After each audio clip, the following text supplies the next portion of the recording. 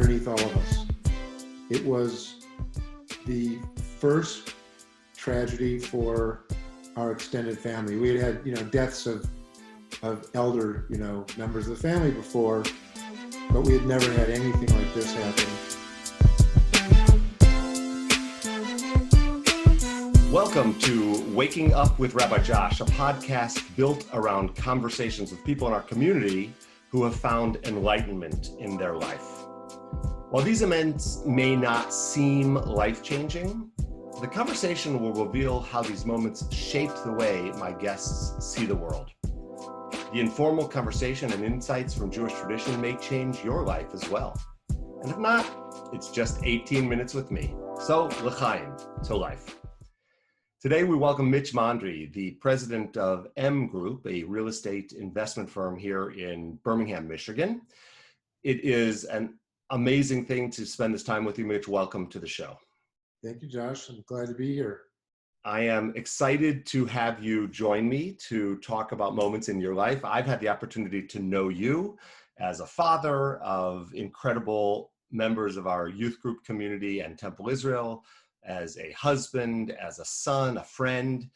I know you as a businessman with lots of success in our community, but I know you have a story to share today that really changed the way you see the world. So I'm excited to hear what you can offer. Happy to share it with you. So you asked what was maybe a moment of enlightenment in my life, and it's one that I can never forget. On October 16th, 2003, to be specific, because that was the day that my sister-in-law, Leah Mondry, was killed in a tragic car crash in Arizona. She was with her family, my brother Andy, and her three young children that were 7, 4, and 1 at the time. She was also traveling with her mother and father because they were taking a family vacation to go to Arizona. And her mother was driving the car. Leah was in the passenger seat. Her mother lost control of the car. The car rolled. Leah was thrown from the car and killed on impact. At the time, she was 39 years old, and my brother Andy was 38 years old. So that was an experience and a moment that changed the lives of all the members of our families, of all our brothers, my parents, and my family. First of all, let me just say I'm sorry, although I've known the story for many years, hearing it again today reminds me just how tragically sad moments like this are for you and your family and for others who've experienced that. We all deal with death and dying often in lives, and we see death around us, but this must have been even more challenging for you because of how sudden it was and how big a tragedy this was. What did that feel like to you?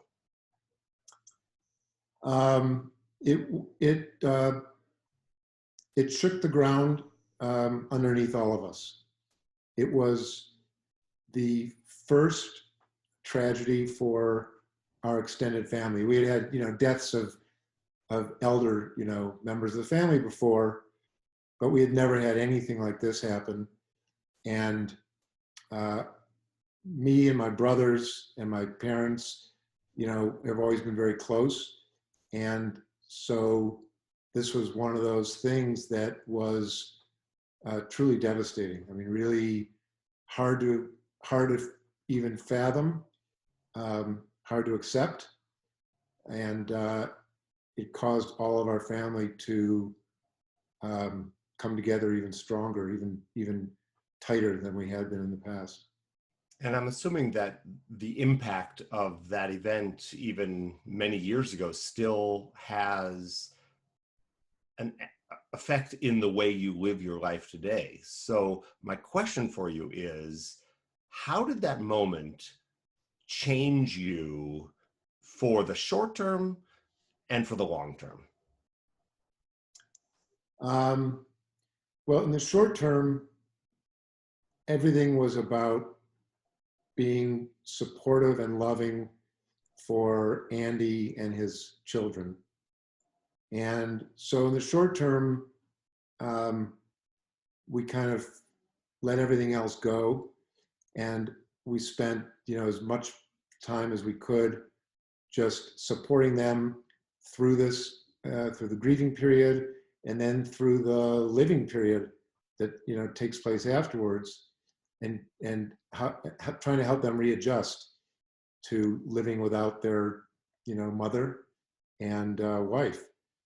But in the long term, it definitely had an impact on me, because while I've always tried to live in the present, and be very conscious and aware and grateful of everything, that sort of made me triple down, if you will. I changed how I think about a lot of things. I became much more forgiving of other people. I used to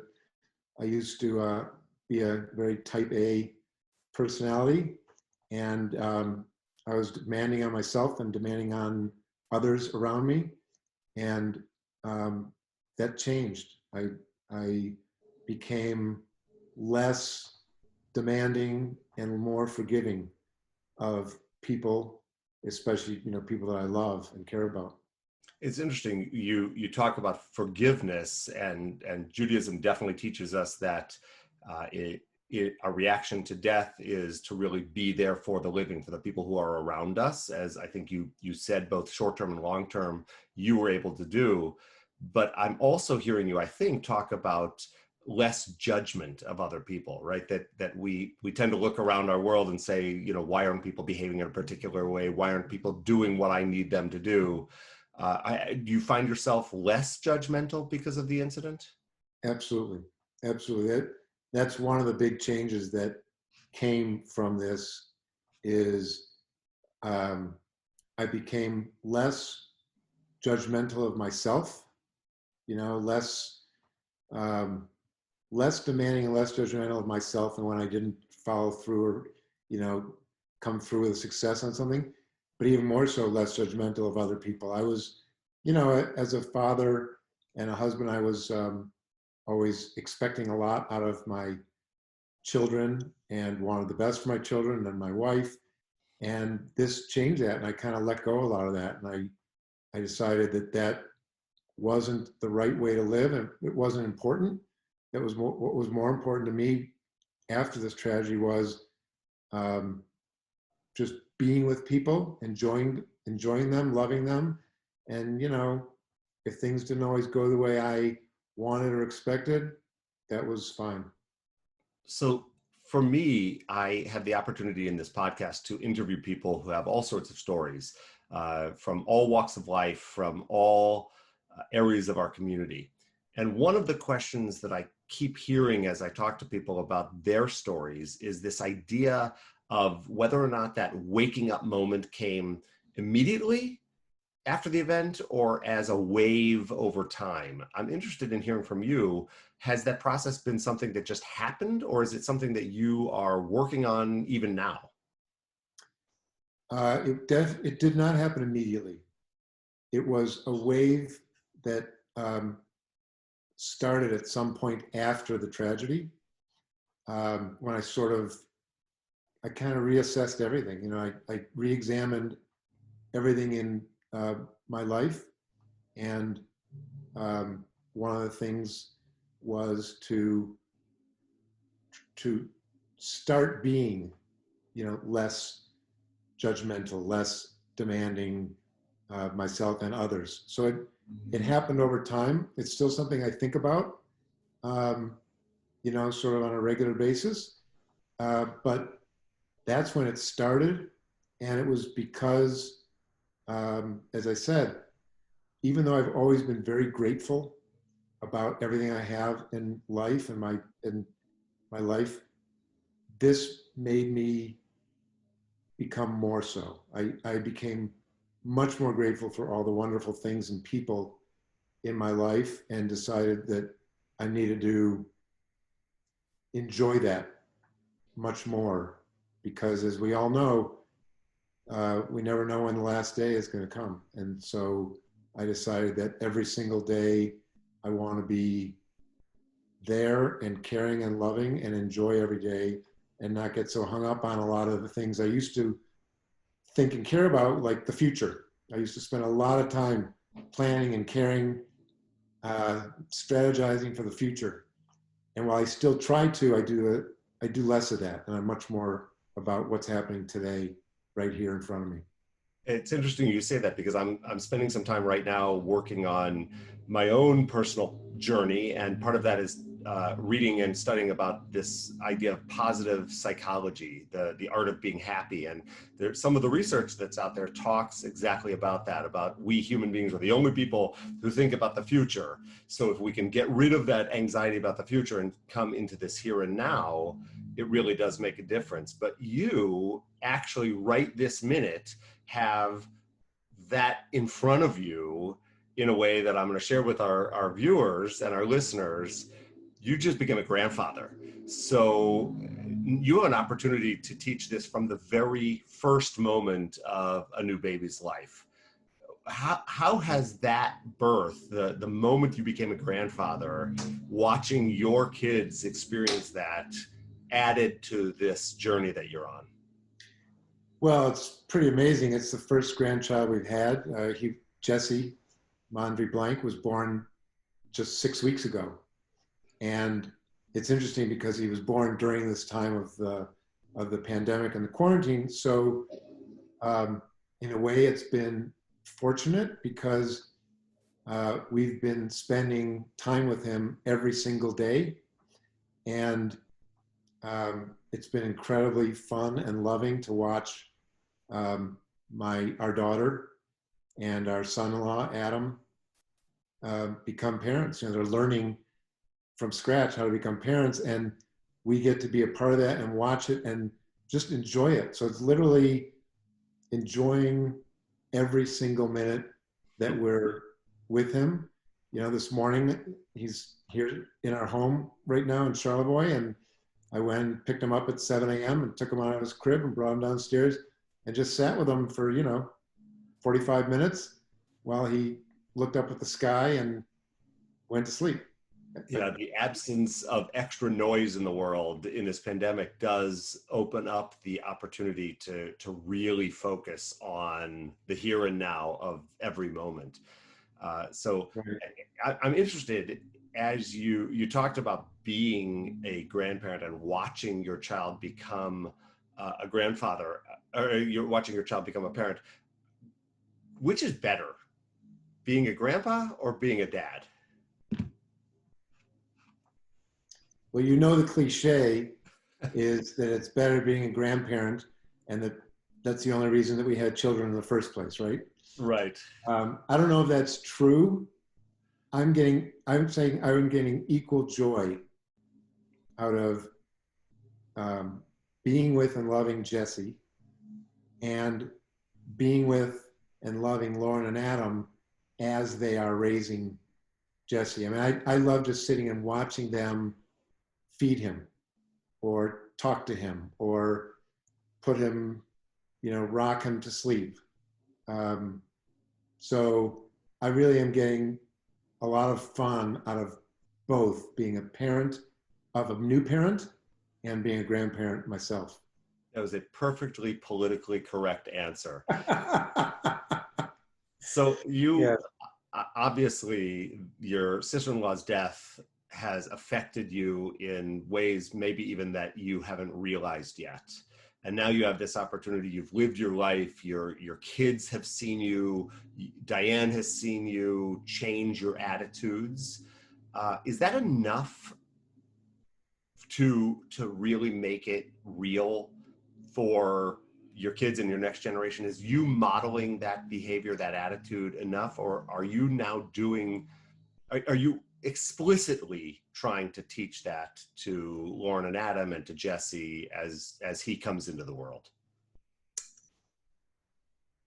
I'm doing a lot less teaching than I used to, and a lot more just being and modeling.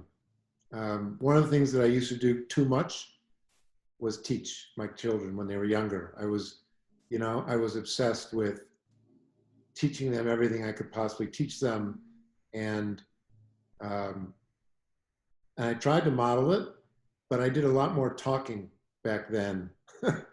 And now I do a lot less of trying to teach and just be how I want to be.